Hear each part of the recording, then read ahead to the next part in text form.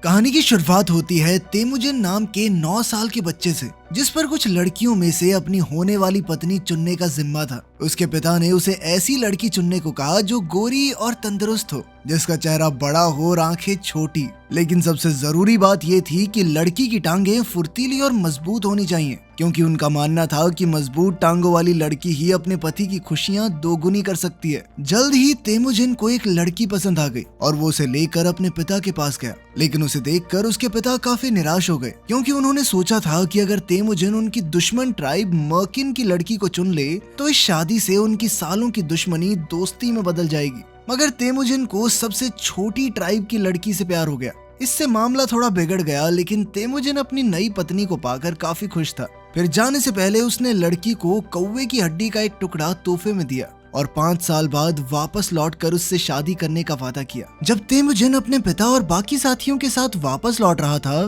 तो रास्ते में जबरदस्त तूफान आ गया, जिस वजह से उन्हें गुफा में पनाह लेनी पड़ी। असल में मंगोल लोगों का मानना था कि तूफान देवताओं के नाराज होने का संकेत है। खैर, तूफान खत्म होने के बाद वो अपने रास्ते पर आगे बढ़े, पर जल्द ही उनका सामना एक और खतरनाक ट्राइब से हुआ। मंगोल राज्य के कानून के मुताबिक जहाँ आसपास पानी हो वहाँ खून बहाना मना था। अब दोनों तरफ के लोग बड़े चौकन्ने होकर एक दूसरे को देख रहे थे, पर किसी ने पहला कदम नहीं उठाया। कुछ देर बाद सामने वाली ट्राइब का एक आदमी दूध का कटोरा लेकर आया और शांति का हाथ बढ़ाया। तब तेमुजिन के पिता ने बदले में 1 कप वाइन और 1 प्लेट सूखा हुआ मांस वापस भिजवाया। लेकिन तेमुजिन के पिता के साथियों ने उसे ये दूध पहले एक गुलाम को पिलाने को कहा, क्योंकि उन्हें इस ट्राइब के इरादे कुछ ठीक नहीं लग रहे थे। लेकिन तेमुजिन के पिता इसके लिए नहीं माने। तेमुजिन के पिता ने अपना भरोसा दिखाते हुए एक ही बार में पूरा कटोरा पी लिया। मगर वो क्या जानते थे कि सामने वाली ट्राइब के लोग कितने चालबाज हैं। बाद में वो अपने सफर पर थोड़ी ही दूर पहुंचे थे कि तेमुजिन के पिता अचानक जमीन पर गिर गए और शरीर में जहर फैलने की वजह से उनकी मौत हो गई। ये देखकर एल्टान नाम का एक आदमी दुखी होने की बजाय हंसने लगा। तब 9 साल के तेमुजिन ने गुस्से में उस पर अपना कोड़ा चला दिया। मगर अब उसके पिता की मौत के बाद जल्द ही एल्टान बगावत करके ट्राइब का सरदार खुद बन गया। तेमुजिन की मां ने लोगों को अपने साथ जोड़ने की कोशिश की, मगर वो नाकामयाब रही। उसने एल्टान को चेतावनी देते हुए कहा कि तेमुजिन भविष्य में अगला खान बनेगा और वो इस धोखे का बदला जरूर लेगा। दरअसल मंगोल लोगों में सभी ट्राइब्स के राजा को खान कहते हैं। इसका मुस्लिम समुदाय के लोगों से कुछ लेना देना नहीं है। खैर, तेमुजिन की मां की यह धमकी सुनने के बाद एल्टान ने सोचा कि इसको बड़ा होने क्यों देना है, अभी खत्म कर देता हूँ। लेकिन नियमों के हिसाब से बैलगाड़ी के चक्के से छोटे बच्चे को मारना पाप था। तेमुजिन चक्के से थोड़ा सा छोटा था तो इस बार तो वो बच गया। लेकिन एल्टान ने यह धमकी दी कि कुछ महीनों बाद लौट के इसको जरूर मारूंगा। अब अपनी हिफाजत के लिए तेमुजिन सर्दियां शुरू होने से पहले पवित्र पर्वत के मुश्किल रास्ते पर निकल पड़ा, ताकि वो देवताओं से दिव्य सुरक्षा मांग सके। मगर इतने मुश्किल रास्ते पर कड़कड़ाती ठंड की वजह से वो बेहोश होकर बर्फीली जमीन पर गिर पड़ा। पर तब भगवान ने एक और लड़के को उसकी जान बचाने भेज दिया। वो दोनों बच्चे जल्द ही दोस्त बन गए। उन्होंने आपस में काफी बातचीत की और फिर अपने खून की कुछ बूंदों की बलि देकर वो दोनों भाई बन गए। उन दोनों का मकसद पूरे देश पर राज करना था, जिसके बाद वो बाकी कई देशों पर भी कब्जा करेंगे। लेकिन तेमुजिन ये नहीं जानता था कि आगे चलकर उसका भाई जामुखा ही उसके रास्ते का सबसे बड़ा कांटा बन जाएगा। खैर, कुछ ही दिनों में अल्टान के आदमियों ने तेमुजिन को ढूंढ निकाला और उसे पकड़कर वापस ट्राइब में ले आए। मगर इस बार भी कुपोषण की वजह से तेमुजिन बैलगाड़ी के चक्के जितना लंबा नहीं हुआ था। ये देखकर अल्टान ने गुस्से में कहा कि मांस मच्छी खिलाओ, लड़के को तगड़ा करो इसे। जब तक मैं वापस आऊंगा तो ये चक्के जितना लंबा होना चाहिए। तेमुजिन चुपचाप अल्टान को देखता रहा, मगर उसके दिल में बदले का बीज उगना शुरू हो गया था। अल्टान के जाने के बाद वहाँ जोरदार बरसात शुरू हो गई और सभी गार्ड्स तुरंत अपने टेंट्स में छुप गए। इसी मौके का फायदा उठाकर तेमुजिन वहाँ से भाग निकला। वो अपनी जंजीरों के साथ बिना रुके दौड़ता रहा और सीधा पवित्र पर्वत पर पहुँच गया। फिर उसने अपना सर झुकाकर सच्चे मन से भगवान को याद किया, ताकि वो उसे इन जंजीरों से मुक्त कर दें। कुछ ही पलों में वहाँ एक भेड़िया आ गया, जिसकी तेज तर्रार नजर मानो तेमुजिन की आत्मा को देख पा रही हो। लेकिन तेमुजिन को किसी बात का डर नहीं था। जल्द ही भगवान की मर्जी से तेमुजिन अपनी जंजीरों से अपने आप आजाद हो गया। इसके बाद कई साल बीत गए और तेमुजिन अब बड़ा हो चुका था। मगर अल्टान अब भी तेमुजिन के खून का प्यासा था। लेकिन तेमुजिन भी हर बार उसके चंगुल से बचकर भाग निकलता। उधर अल्टान की ट्राइब का भी बुरा हाल था, क्योंकि अल्टान बेहद निर्दयी और अत्याचारी था। मगर अब तेमुजिन ने कसम खाई कि वो अपनी ट्राइब को वापस हासिल करके रहेगा, क्योंकि कायदे से ये उसका हक है। लेकिन इससे पहले उसे अपनी होने वाली पत्नी बोर्टे से शादी का वादा पूरा करना था। जब तेमुजिन बोर्टे के पास पहुंचा तो उसके पास न घर बार था न पैसे, मगर बोर्टे ने फिर भी उसे ठुकराया नहीं और खुशी खुशी उससे शादी कर ली। हालांकि तेमुजिन दिखने में अच्छा खासा तगड़ा था, लेकिन बोर्टे के करीब आते ही वो थोड़ा शर्मा जाता। खैर वो दोनों काफी लंबा सफर तय करके तेमुजिन की माँ के इलाके में आ पहुंचे। उसकी माँ ने बोर्टे को अपना खानदानी नेकलेस पहनाया और बोर्टे ने दहेज वाली संदूक में से उन्हें एक बेशकीमती फर कोट दिया। इसी के साथ उन दोनों की शादी पूरी हुई। लेकिन जैसे ही वो अपने कमरे में जाने वाले थे तो मर्किट ट्राइब का सरदार और उसके आदमी वहां धमके। उन्होंने कहा कि बोर्टे पर उनका हक है, क्योंकि कई साल पहले तेमुजिन की माँ को मर्किट ट्राइब से चुरा लिया गया था और अब तेमुजिन की पत्नी को चुराकर वो अपना बदला पूरा करेंगे। तेमुजिन और बोर्टे इतने सिपाहियों का सामना एक साथ नहीं कर सकते थे, इसलिए उन्होंने भागने का फैसला किया। मगर रास्ते में तेमुजिन को तीर लग गया। अब अपने पति की जान बचाने के लिए बोर्टे ने खुद को न्योछावर करने का फैसला किया। उसने तेमुजिन के घोड़े पर चाबुक चलाया ताकि वो तेमुजिन को लेकर घर की ओर भागे और उसने खुद को मर्किट ट्राइब के सिपाहियों के हवाले कर दिया, जिसके बाद वो उनके सरदार की पत्नी बन गई। अब तेमुजिन को किसी भी हालत में अपनी पत्नी वापस चाहिए थी, इसलिए उसने अपने भाई जामुखा से मदद मांगने का फैसला किया। उसने तोहफे में जामुखा को बोर्टे का वो फर कोट दिया, क्योंकि अब उसके पास यही एक कीमती चीज बची थी। वो चाहता था कि जामुखा बोर्टे को बचाने में उसकी मदद करे, मगर राज्य का ये कानून था कि मंगोल औरतों के लिए लड़ाई नहीं करते। इसीलिए जामुखा ने कहा कि तुझे और पत्नियां मिल जाएंगी, उसके पीछे क्यों पागल हो रहा है। मगर तेमुजिन का इरादा पक्का था। उसने बार बार जामुखा को समझाया तो आखिरकार वो तेमुजिन की मदद करने को राजी हो गया। पर जामुखा ने कहा कि उन्हें हमला करने के लिए थोड़ा इंतजार करना होगा। असल में जामुखा हाल ही में सरदार बना था और उसके लिए लड़ने को ज्यादा लोग तैयार नहीं थे। अब तेमुजिन के पास इंतजार करने के अलावा दूसरा कोई चारा नहीं था। जल्द ही कई महीने बीत गए और फिर दोनों भाई अपनी फौज और घोड़े लेकर मर्किट ट्राइब पर हमला बोलने निकल पड़े। रास्ते की पथरीली पहाड़ियों में एकदम सन्नाटा था और इसे देखकर जामुखा को खतरे का एहसास हुआ। जामुखा का शक सही निकला, क्योंकि इन्हीं पत्थरों के पीछे सैकड़ों मर्किट योद्धा छिपे हुए थे और उन्होंने अचानक जामुखा की फौज पर जोरदार हमला बोल दिया। मर्किट फौजी खोपड़ी के मुखौटे लगाकर जबरदस्त लड़ाई कर रहे थे, मगर जामुखा की फौज भी कुछ कम नहीं थी। दोनों तरफ से सिपाही डटकर अपने दुश्मनों का सामना कर रहे थे। तब जामुखा ने अपनी तलवार निकाली और उसकी तेज धार से सब्जियों की तरह दुश्मनों की गर्दनें काटने लगा। इसी मौके का फायदा उठाकर तेमुजिन मर्किट ट्राइब के कैंप में घुस गया और अपनी पत्नी को ढूंढने लगा। मगर जब उसने बोर्टे को देखा तो वो प्रेग्नेंट थी और ये पता लगाने का कोई भी तरीका नहीं था कि ये बच्चा तेमुजिन का था या नहीं। लेकिन फिर भी उसने बोर्ते को अपनाने का फैसला किया। तेमुजिन को देखते ही बोर्ते ने उसे गले लगा लिया और उसी समय जामुखा वहां आ गया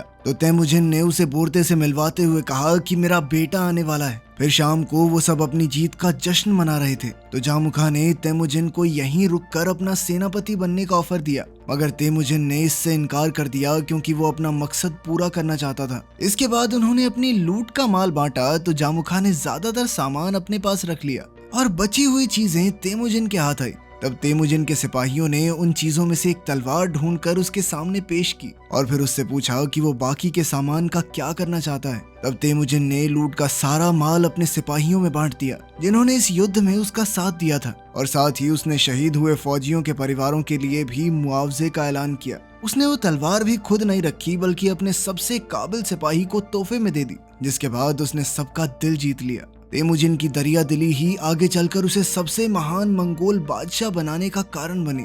मगर वो कहते हैं ना कि दो शेर एक इलाके के राजा नहीं हो सकते। अगली सुबह जामुखा को पता चला कि तेमुजिन उसे बिना अलविदा कहे ही चला गया और साथ ही उसके दो सबसे काबिल सिपाही भी उसके साथ चले गए। इससे जामुखा गुस्से से आग बबूला हो उठा और अपने घोड़े पर चढ़कर उनके पीछे निकल पड़ा। जल्द ही वो तेमुजिन के कारवां के पास पहुंचा तो उसने तेमुजिन से पूछा कि वो बिना कुछ कहे क्यों चला आया, और सबसे बड़ी बात, तुम मेरे सिपाहियों को अपने साथ क्यों लेकर आए हो। मगर जो लोग अपनी मर्जी से उसके साथ आए थे, तेमुजिन का उन्हें लौटाने का कोई इरादा नहीं था। ये देखकर जामुखा के छोटे भाई को गुस्सा आ गया और उसने हमले के लिए अपना चाकू निकाल लिया, पर उस समय जामुखा ने उसे रोककर शांत रहने को कहा। हालांकि जामुखा तेमुजिन के बर्ताव से काफी नाराज था, पर फिर भी उसने उसे जाने दिया और इसी के साथ दोनों भाइयों की आपसी दुश्मनी की शुरुआत हुई। खैर, इस तरह कई महीने बीत गए और एक दिन जामुखा का छोटा भाई तेमुजिन से बदला लेने के इरादे से उसके कैंप में घुस आया। वो तेमुजिन के युद्ध के घोड़े चुराने आया था, लेकिन अचानक तेमुजिन के सिपाहियों ने उस पर तीर चलाकर उसे मौत के घाट उतार दिया।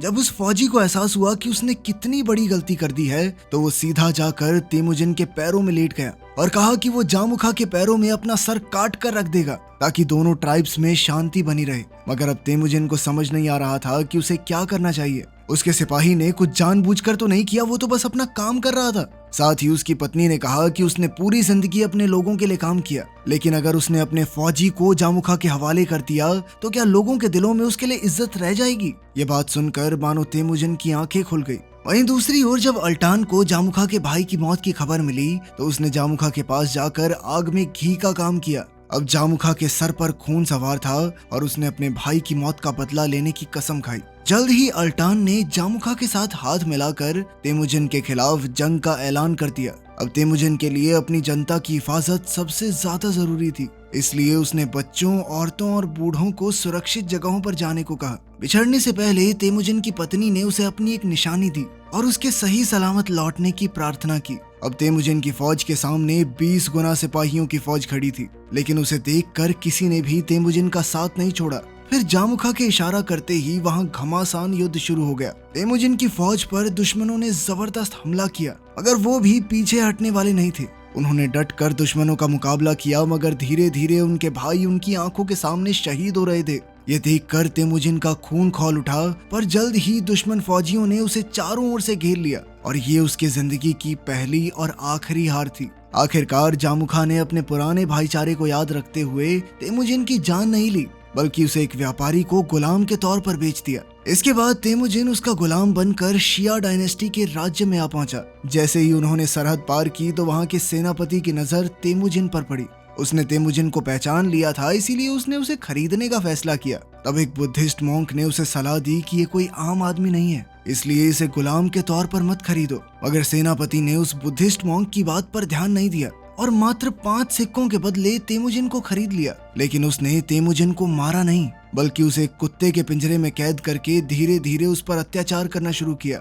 मगर वो सेनापति ये नहीं जानता था कि उसकी ये गलती आगे चलकर उसके पूरे राज्य को तबाह कर देगी। सच तो ये था कि ये गुलाम भविष्य में दुनिया का सबसे बड़ा साम्राज्य खड़ा करने वाला था। खैर, इस पिंजरे में तेमुजिन को जानवरों की तरह रखा जाता और राजमहल के लोग उसका मजाक उड़ाते थे। वो उसे खाना भी ढंग से नहीं देते थे, यहाँ तक कि वहाँ के असली कुत्ते भी उससे बेहतर खाना खाते थे। मगर तेमुजिन ने अपने मन में शांति रखी। वो अपनी छोटी छोटी आंखों से आसपास की सभी चीजों को गौर से देखता रहता। उस समय एक पुजारी ये सब देख रहा था। उसने जाकर तेमुजिन से माफी मांगी और गुजारिश की कि भविष्य में जब तेमुजिन इस राज्य पर हमला करेगा तो यहाँ के मंदिरों को कोई नुकसान न पहुँचाए। असल में ये पुजारी जानता था कि भविष्य में क्या होने वाला है। तब तेमुजिन ने कोई जवाब नहीं दिया और अपनी पत्नी की दी हुई निशानी उस पुजारी के हाथ में रख दी और इसे उसकी पत्नी तक पहुँचाने को कहा। अपने धर्म की रक्षा के लिए वो पुजारी अकेला ही तपते रेगिस्तान के लंबे सफर पर निकल पड़ा। बहुत दूर तक चलने के बाद आखिरकार वो इतनी गर्मी बर्दाश्त नहीं कर सका और अपनी मंजिल तक पहुंचने से कुछ दूर पहले ही मर गया। तभी अचानक पोटे की आंख खुली और उसे कुछ महसूस हुआ, इसीलिए वो अपने बच्चे के साथ तेमुजिन को ढूंढने बाहर निकल गई। रास्ते में उसे पुजारी की लाश मिली जिसके हाथ में उसकी दी हुई निशानी थी और वो समझ गई कि तेमुजिन अभी भी जिंदा है। फिर उसने एक कारवां का रास्ता रोका और उसके साथ शिया डायनेस्टी के राज्य की ओर निकल पड़ी। आखिरकार कई सालों बाद बोटे अपने पति से फिर मिली। इस समय तेमुजिन भूखमरी से सूखकर कांटा हो चुका था और उसकी त्वचा धूप और हवा की चपेट में आने से बिल्कुल एक पेड़ की खाल की तरह खुरदरी हो गई थी। उसे देखकर बोटे की आंखें भर आई, पर अभी रोने का समय नहीं था। जैसे ही रात हुई तो उसने गार्ड को चांदी के सिक्कों की रिश्वत देकर तेमुजिन को रिहा करवा दिया। आखिरकार वो अपने राज्य में लौट आया जहां उन्होंने एक अच्छे भविष्य की कामना की। मगर अब वहां का इलाका पहले जैसा हरा भरा नहीं था, बल्कि मंगोलिया में हो रही जबरदस्त लड़ाइयों की वजह से अब सब कुछ एक बंजर जमीन में बदल चुका था। अब तेमुजिन एक बार फिर से पवित्र पहाड़ पर देवताओं की पूजा करने गया ताकि उसे दिव्य शक्तियां मिल सकें। उसी समय वही भेड़िया उसके सामने आया जिससे वो 10 साल पहले मिला था। तब तेमुजिन ने उसके सामने पूरी दुनिया का सबसे बड़ा साम्राज्य बनाने की कसम खाई और अगले कुछ सालों में ही उसने अपना ये मकसद पूरा भी कर लिया। अलग अलग जगहों से महान योद्धा उसके साथ जुड़ने आए और देखते ही देखते 10,000 सिपाहियों की सेना खड़ी हो गई। अब वो जामुखा के लिए सबसे बड़ा खतरा बन चुका था। हालांकि जामुखा की सेना तेमुजिन की सेना से 2 गुनी थी, और वो जामू नदी पर हमले के लिए तैयार थे। मगर तेमुजिन को किसी तरह का कोई खौफ नहीं था। उसे पूरा यकीन था कि भगवान उसके साथ हैं और उन्हें कोई नहीं हरा सकता। तेमुजिन ने अचानक अपनी पूरी सेना को वापस मोड़ दिया, जिसे देखकर जामुखा की सेना उसका पीछा करने लगी और इसी तरह वो तेमुजिन के जाल में फंस गए। उसी पल तेमुजिन के एक इशारे पर सैकड़ों की तादाद में तीरंदाज बाहर आए और उन्होंने जामुखा की सेना पर तीरों की बारिश कर दी। सिर्फ 15 मिनट के अंदर उन्होंने जामुखा की एक टुकड़ी को धूल चटा दी। तब जामुखा ने गुस्से से भरकर अपने फौजियों को हमले का आदेश दिया और वो सब एक साथ एक ताकतवर लहर की तरह तेमुजिन की फौज पर टूट पड़े। तभी अचानक आसमान में दो काले बादल आपस में मिल गए। तेमुजिन को एहसास हो गया कि देवता उसका साथ देने आए हैं। जैसे ही उसकी सेना आगे बढ़ी तो बादल और घने हो गए और जोरदार बिजली कड़कने लगी। इतना भयानक तूफान देखकर जामुखा की सेना डरकर तितर बितर हो गई। उस समय युद्ध के मैदान में सिर्फ एक ही योद्धा सीना ताने खड़ा था और वो था तेमुजिन। जैसे ही उसने अपनी तलवार निकाली तो उसकी तेज चमक देखकर उसके सिपाहियों को लगा कि जैसे खुद भगवान उनकी रक्षा करने आए हैं और वो पूरे जोश के साथ अपने दुश्मनों का खात्मा करने दौड़े। आखिरकार इस युद्ध में तेमुजिन की जीत हुई और वो मंगोल साम्राज्य का बादशाह बन गया। अब राज्य के कानून के मुताबिक युद्ध के बाद सभी गुलामों और दुश्मन सिपाहियों को मौत के घाट उतार दिया जाता था ताकि विजेता का परचम लहरा सके। मगर तेमुजिन ने ऐसा नहीं किया, बल्कि उसने सभी गुलामों और फौजियों की जान बख्श दी, उन्हें अपनी सेना में शामिल कर लिया। उसकी दरिया दिली और नए कानूनों की वजह से लोगों के दिलों में उसकी जगह बन गई। अंत में जब वो अपने खेमे में लौटा तो उसका सामना जामुखा से हुआ। उसने आज तक जामुखा को कभी अपना दुश्मन नहीं समझा था, इसीलिए उसने जामुखा को रिहा कर दिया। फिर साल 1206 में जब तेमुजिन 44 साल का हो चुका था तो उसने पूरे मंगोल साम्राज्य को जोड़ दिया और फिर अपनी फौज के साथ शिया डायनेस्टी के राज्य पर हमला करने निकल पड़ा। मगर उसे पुजारी से कई साल पहले किया हुआ अपना वादा याद था, इसीलिए उसने वहां के मंदिरों को कोई नुकसान नहीं पहुंचाया। इसके बाद उसने 3 लाख सिपाहियों की बड़ी फौज तैयार करके आसपास के सभी देशों पर हमला कर दिया और दुनिया का सबसे बड़ा साम्राज्य बनाया। ये कहानी थी मंगोल सम्राट तेमुजिन उर्फ जेंगिस खान की।